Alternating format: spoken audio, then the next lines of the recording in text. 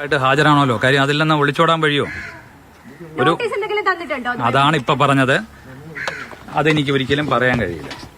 കാര്യം എന്ന് പറഞ്ഞാൽ ഒരു അന്വേഷണ ഉദ്യോഗസ്ഥൻ എന്തെങ്കിലും എന്നോട് സജസ്റ്റ് ചെയ്തിട്ടുണ്ടെങ്കിൽ ഒരു മീഡിയയിൽ മുമ്പിൽ എനിക്ക് പ്രസന്റേഷൻ ചെയ്യാൻ കഴിയില്ല.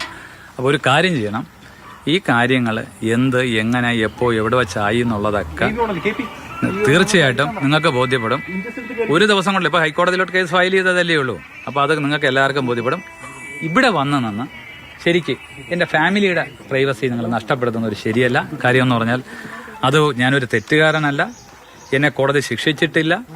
അപ്പോൾ ഈ സമയത്ത് ഒരു സ്വകാര്യത എന്നുള്ള രീതിയിലുള്ള ഒരു അന്തസ് കീപ്പപ്പ് ചെയ്യാനുള്ള അവസരം മീഡിയ എല്ലാവരും എനിക്ക് തരണമെന്നാണ് എന്റെ റിക്വസ്റ്റ്. ഓക്കെ,